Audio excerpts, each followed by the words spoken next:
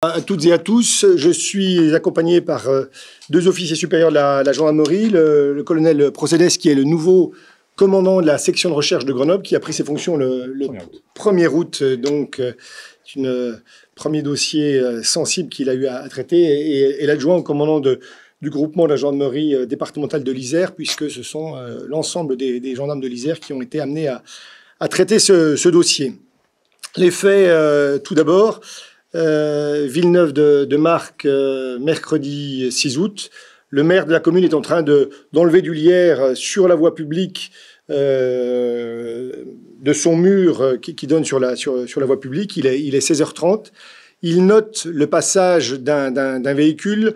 Il évoque le fait que le véhicule accélère à son niveau. Il se retourne et il remarque le véhicule d'un voisin qui habite à une cinquantaine de mètres de chez lui, mais lequel voisin, parce que le maire habite sur une petite route latérale de la route principale, n'a aucune raison en principe de passer devant chez lui lorsqu'il doit, ce voisin, aller à son domicile. Donc il remarque cette présence de ce véhicule.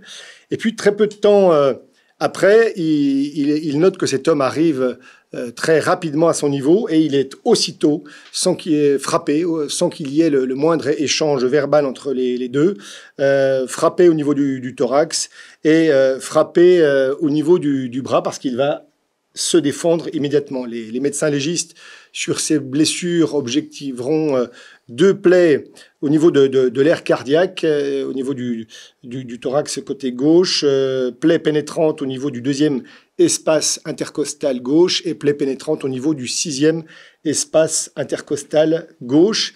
Les médecins légistes relèveront également une plaie transfixiante du biceps gauche, transfixiante, c'est-à-dire un coup qui va traverser complètement le biceps gauche. Le maire, dans sa déposition, évoquera ce qu'il estimait être un tournevis, l'arme avec laquelle il avait été frappé. Du fait de ce geste de défense et de la blessure importante que le maire a au niveau du bras, l'individu s'enfuit.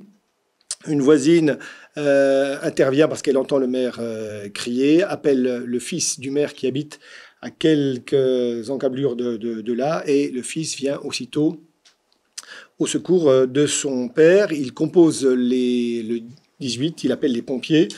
Il est 16h48 quand le fils explique voir arriver à nouveau cette même voiture conduite par l'individu qui avait agressé son père quelques minutes plus tôt. Ils sont tous les deux devant la maison, encore sur la voie publique, et les dépositions sont concordantes puisque le maire est encore conscient, il est debout. Ils sont tous les deux donc devant le domicile et ils expliquent que la voiture leur fonce dessus. Le fils va préciser qu'il pousse son père sur le côté, dans un buisson sur le côté du mur. Il fait un saut à l'écart pour éviter que l'un et l'autre soient percutés par la voiture. Et la voiture donc ne touche pas le maire et son fils et vient percuter un mur de soutènement qui se trouve donc perpendiculaire à l'angle du mur, un mur de soutènement de la propriété du maire. Le fils tente alors d'empêcher l'individu de sortir de son véhicule. Une bagarre s'ensuit puisque l'individu arrive à sortir du véhicule. Ils se portent des coups mutuellement. Et la voisine qui avait appelé le fils est de nouveau présente sur la voie publique, hurle et leur demande de s'arrêter, ce qui fait cesser cette bagarre. Et l'individu en profite pour s'enfuir en laissant son véhicule donc, qui était hors d'usage suite à la percussion contre le mur. Les gendarmes sont alertés à 17h, mobilisent aussitôt de très importants moyens. C'est d'abord la communauté de Saint-Jean de Bornay qui est activée, puis les gendarmes de la brigade des recherches de Vienne. Et dès le lendemain matin, à 9h, puisque l'individu n'a pas été retrouvé durant la soirée, c'est la section de recherche qui prend la direction d'enquête. Tout ça jusqu'alors sous la direction du parquet de Vienne. Le lendemain, à 10 h, vendredi, dès lors que ce dossier de nature criminelle a vocation à être instruit par le pôle criminel de Grenoble, le parquet de Vienne se dessaisit au profit du parquet de Grenoble. Et 1 heure plus tard, à 1 h 30 plus tard, à 11 h 30, le parquet de Grenoble est averti du fait que le mis en cause vient d'être interpellé. En fait, à 11 h, une habitante de Villeneuve-de-Marcq a aperçu sur la commune de Charentonnet, donc à 10 km au nord de Villeneuve-de-Marcq, a aperçu cette personne qu'elle croit reconnaître, puisque son nom circulait, qu'elle croit reconnaître donc à proximité d'un bois. Les gendarmes se présentent immédiatement dans la zone considérée et à 11 h 30 interpellent donc le mis en cause, qui ne va opposer aucune résistance, qui n'était pas armé à ce moment-là. Il est aussitôt placé en garde à vue et va être coopérant durant la garde à vue. En tout cas, en présence de son avocat, il va accepter de répondre à l'ensemble des questions qui lui seront posées par les enquêteurs. Concernant les victimes, le maire donc était dans un pronostic vital engagé, puisque la plaie, un des 2 coups donnés au niveau du thorax a entraîné la perforation du poumon, et donc il souffrait d'un pneumothorax important qui a conduit les médecins dans un premier temps à parler d'un pronostic vital engagé. Il a pu être soigné très rapidement. Ses jours ne sont plus en danger aujourd'hui et on peut espérer qu'il sort de l'hôpital dans les jours à venir. Les médecins légistes ont fixé à 15 jours l'incapacité temporaire totale subie suite à ces blessures au niveau de l'air cardiaque et au niveau du biceps gauche. Le fils, lui, souffre de blessures moins significatives, dermabrasion, une douleur au niveau du rachis. Le médecin légiste a fixé à 8 jours l'incapacité temporaire totale subie par le fils. S'agissant du gardé à vue et de ses déclarations, un homme donc âgé de 60 ans qui explique d'emblée aux enquêteurs qui l'interrogent durant sa garde à vue qu'il a un litige avec le maire suite à l'effondrement d'un bâtiment. On est au cœur de ce village avec des maisons qui sont mitoyennes, et donc le mis en cause est propriétaire de 2 appartements dans un immeuble.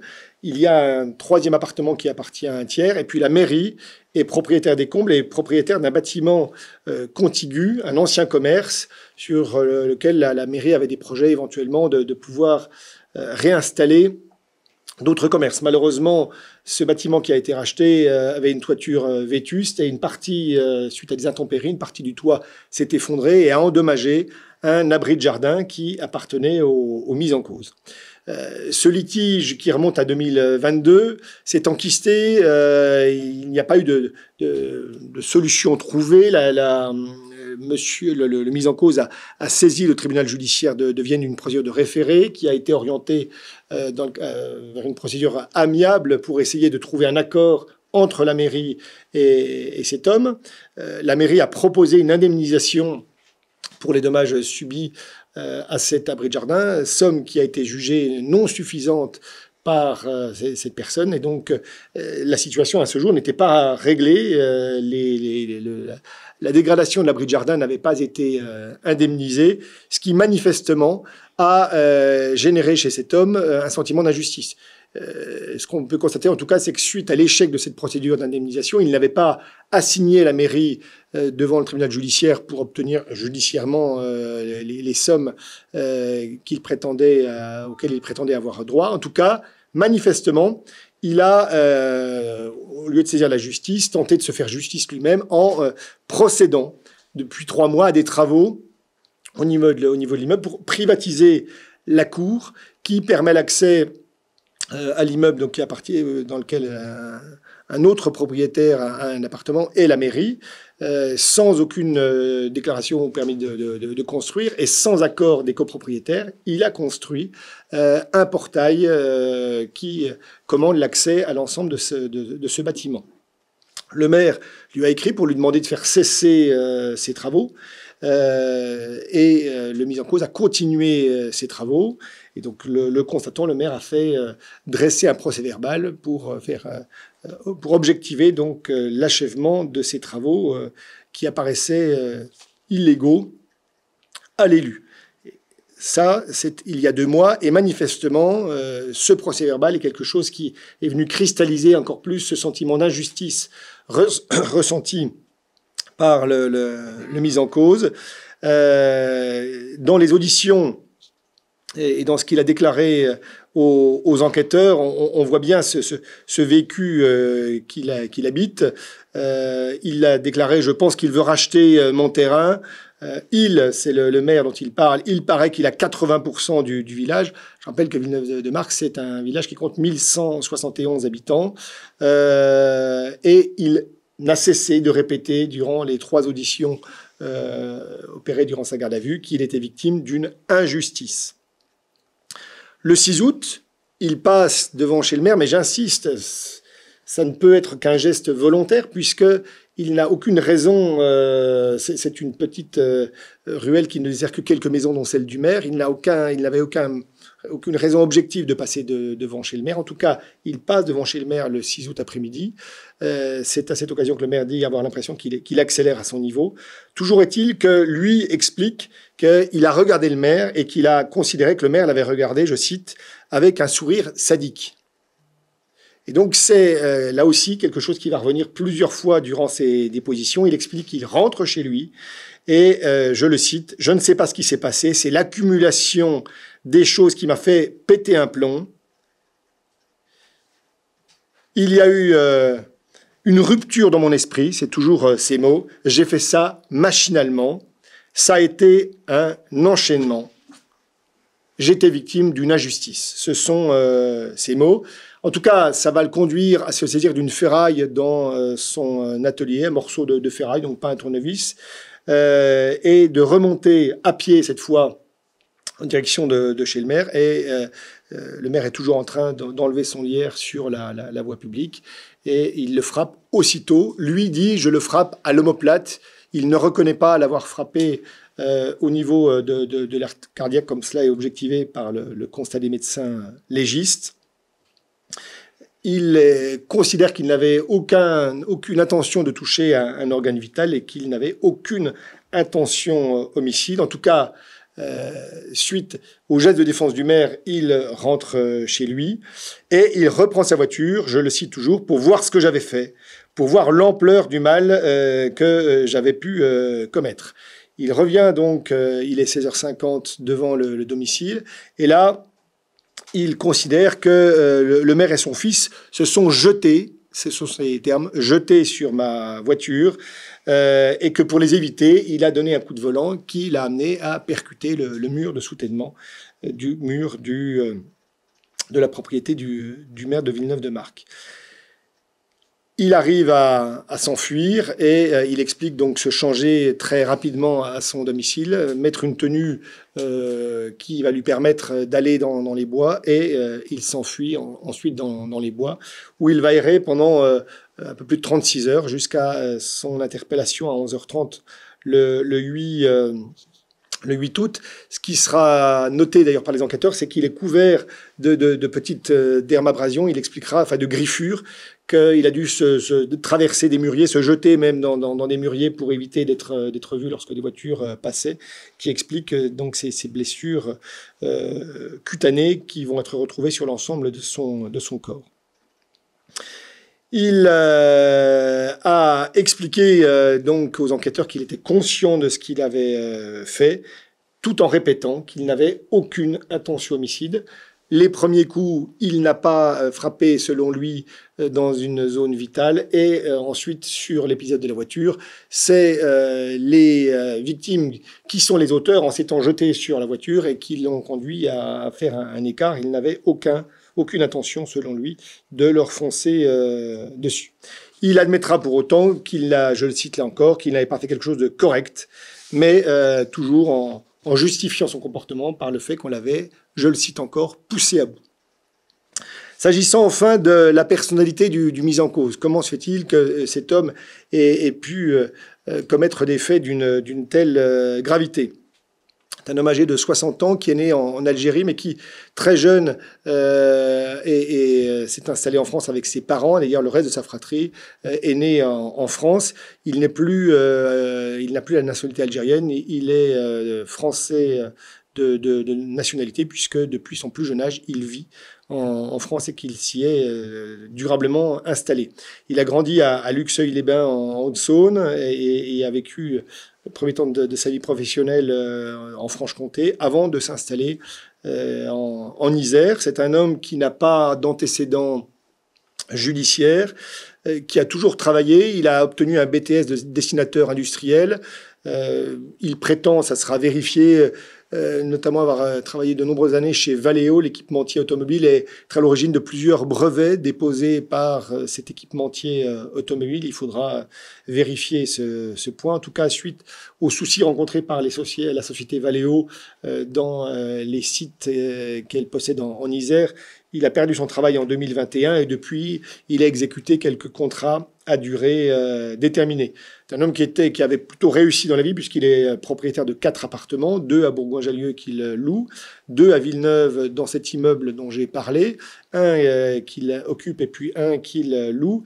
Il s'est installé à Villeneuve pour s'occuper de sa mère, qu'il a hébergée pendant un temps jusqu'au décès de celle-ci en 2022, qui est d'ailleurs inhumée à Villeneuve de Marque.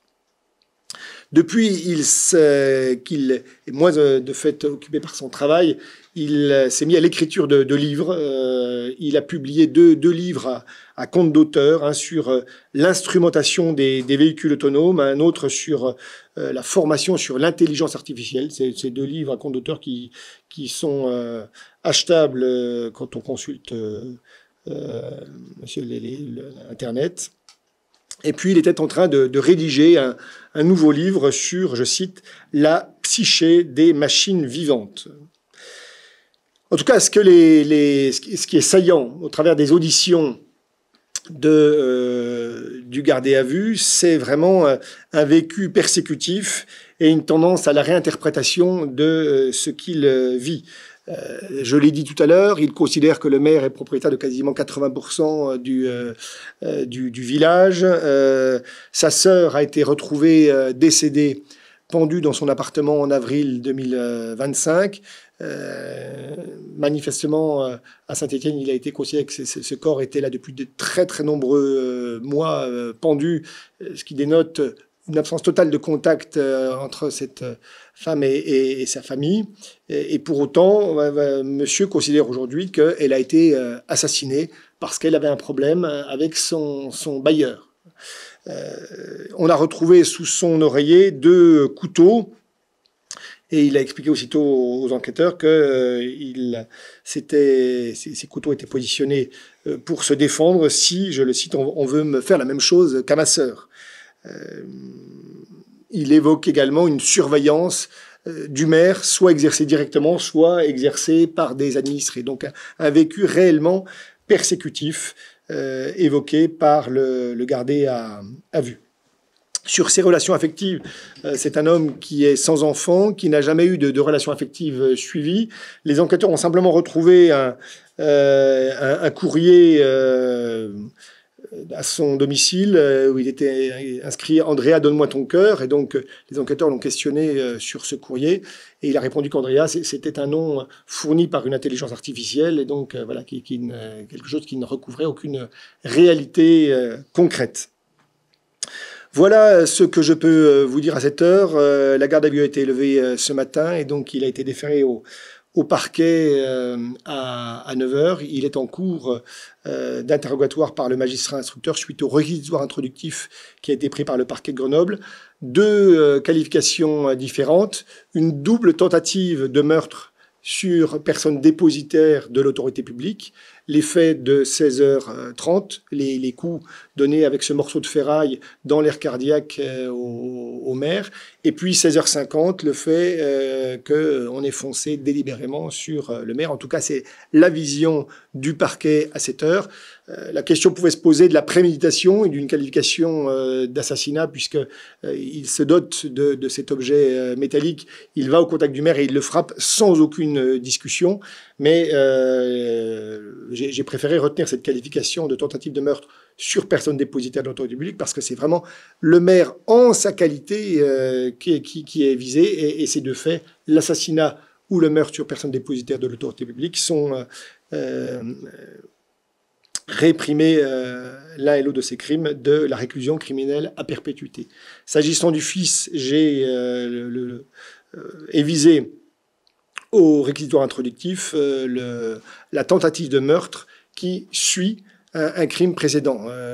Quand il y a des crimes concomitants, eh bien, l'ensemble des faits est fait encourir à l'auteur de ces faits la réclusion criminelle à perpétuité.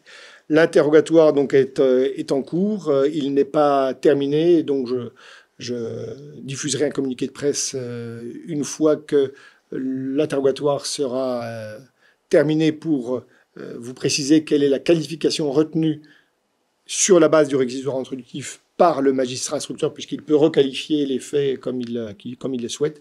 Et puis il y aura ensuite un débat contradictoire devant le juge des libertés et de la détention de Grenoble, puisque, évidemment, compte tenu de l'extrême gravité des faits, le parquet a requis le placement en détention provisoire de ce mis en cause. Voilà ce que je pouvais vous dire sur les faits à cette heure. Mon colonel, je vous laisse la parole. Conjointement avec le colonel commandant second le groupement de l'Isère, simplement quelques mots au-delà du compte-rendu, enfin des éléments très précis qui ont été donnés par monsieur le procureur de la République, simplement sur le déroulé de la montée en puissance de la gendarmerie sur ce dossier-là. Donc comme il a été spécifié dès la connaissance des faits, les personnels de la brigade de Saint-Jean se portent sur les lieux, déjà dans un premier temps effectivement pour conserver les indices, pour assurer effectivement une sécurité totale pour l'évacuation de monsieur le maire, qui sera finalement évacué sur le centre hospitalier de Lyon. Et également, bien entendu, le lancement de recherches opérationnelles très dense pour retrouver le fugitif, dont on sait qu'effectivement il est très très proche du domicile du maire et qu'il y a un réel risque de réitération. Concernant la section de recherche, 6 personnels se transportent immédiatement sur les lieux, afin effectivement d'appuyer la brigade de recherche de Vienne, qui à ce moment-là est saisie par le parquet éponyme des investigations, et également, surtout, avec des personnels qui restent au siège de la section de recherche pour s'assurer du traitement de toutes les données numériques. J'englobe là-dedans évidemment la téléphonie, concernant principalement le mis en cause, puisqu'on les connaît à ce moment-là 2 lignes téléphoniques. Et également les investigations en milieu ouvert, étant entendu qu'à ce moment-là, on pense que c'est quelqu'un qui a un profil numérique normal. Il s'avérera qu'effectivement il est très peu sur les réseaux sociaux et qu'il donne finalement assez peu de prise aux enquêteurs pour avoir des éléments sur son relationnel habituel ou sur ce qu'il aurait fait dans la journée par le recours à des traitements, enfin à des entités comme Facebook ou autre chose.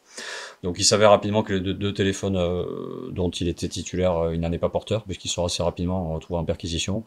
Et donc on a assez peu de prise numérique sur cet individu-là, ce qui est un petit peu paradoxal parce qu'effectivement, comme le disait monsieur le procureur, c'est quelqu'un qui est très en pointe dans ce domaine-là et qui se définit comme autodidacte, mais qui a de réelles et de solides connaissances, notamment en intelligence artificielle. Et de là, effectivement, à partir du moment où dès le soir et dès le lendemain matin, dans le cadre de plusieurs vérifications à Bourgoin-Jallieu sur des points de chute qu'on lui connaît ou qu'on estime sur lesquels il pourrait se rendre, la section de recherche contacte le parquet de Vienne effectivement pour proposer d'être saisi, ce qui est bien entendu accepté, au vu bien entendu, alors pas forcément de la complexité du dossier, mais surtout de la sensibilité et de la gravité des faits, qui seront les 3 critères, enfin 3 des 4 critères qui sont retenus pour que une section de recherche s'engage en termes de direction d'enquête.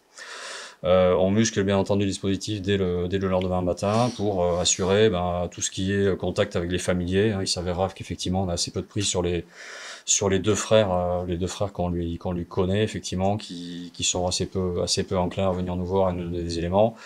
D'autant plus qu'ils ont des contacts très sporadiques avec le mis en cause, tous les 15 jours, toutes les 3 semaines, et quelques contacts téléphoniques, mais qui se sont manifestement espacé dans les derniers temps, sans qu'il soit possible à ce stade de dire si effectivement ça a un lien avec le changement de comportement du mis en cause vis-à-vis du litige qui l'opposait à la mairie.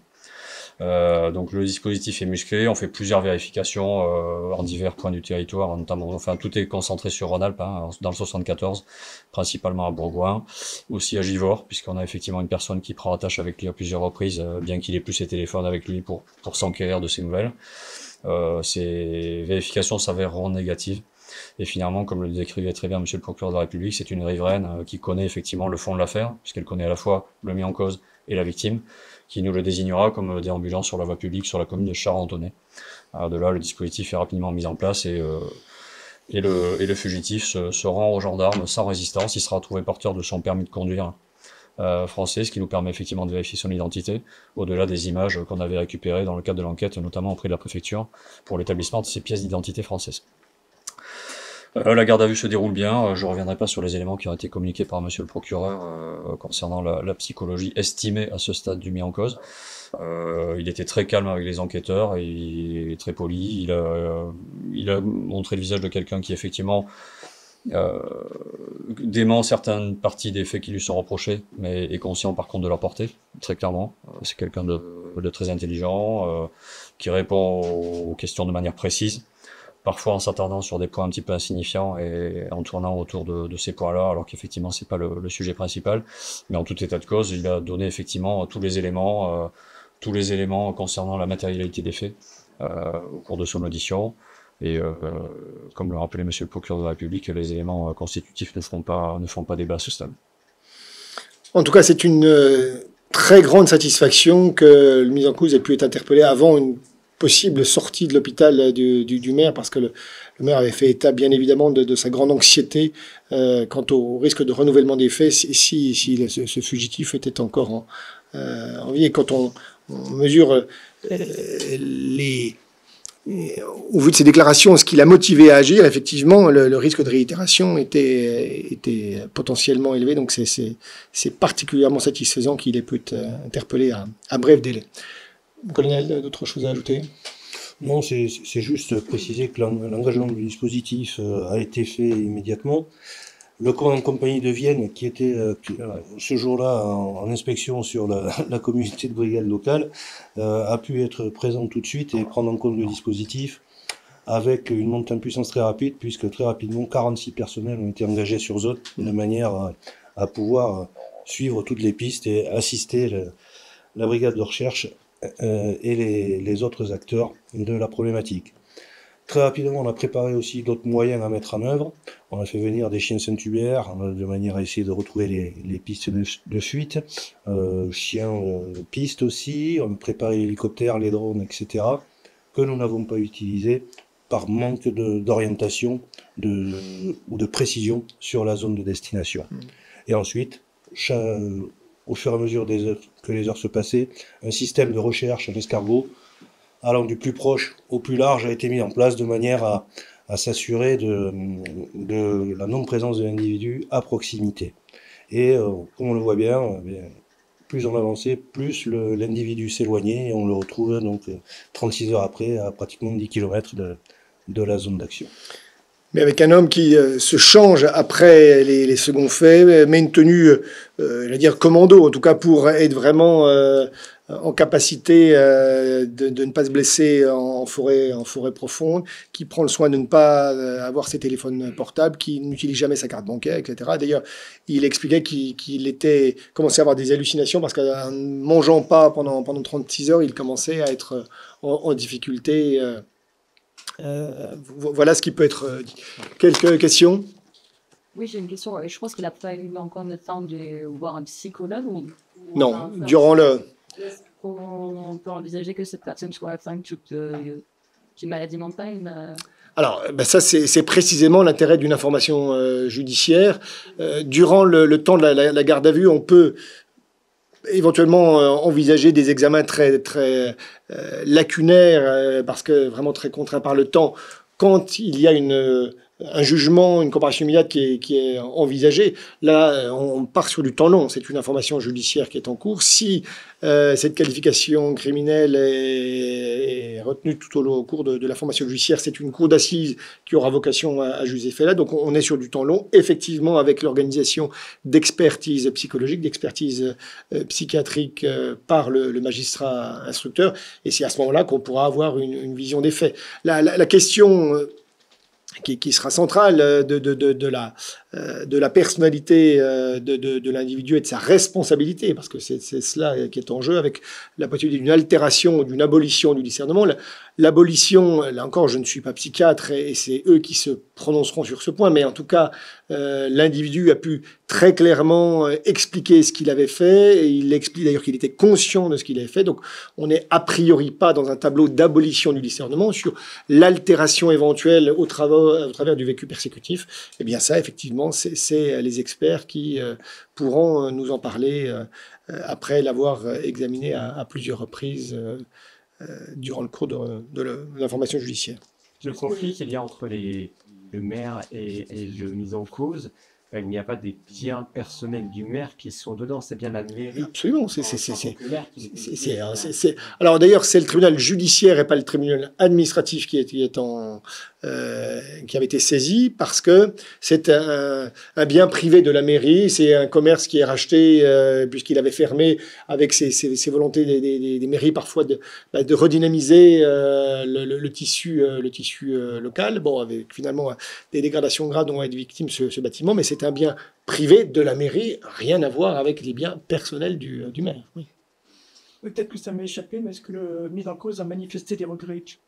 Oui. En tout cas, il a expliqué, en tout cas, que tout ça était allé trop loin et qu'il était prêt à indemniser le maire, mais en même temps, voilà, il dit ça et très vite il se victimise en disant que tout ça est quand même lié à une injustice. Voilà, donc il y a quand même eu des propos effectivement où il a dit clairement qu'il voulait indemniser, en tout cas, le maire pour les préjudices corporels qu'il avait subis. Est-ce qu'il avait réalisé une intention de se faire justice lui-même? Précisez votre question. Il avait menacé le maire parce que directement il était victime d'une injustice et qu'il voulait se faire. Ça, il ne le dit pas. Il évoque simplement le fait qu'il est victime d'une injustice. Après, chacun... Mais il ne l'a pas verbalisé en ces termes, non. Voilà, merci à toutes et à tous. Bonne fin de journée à vous.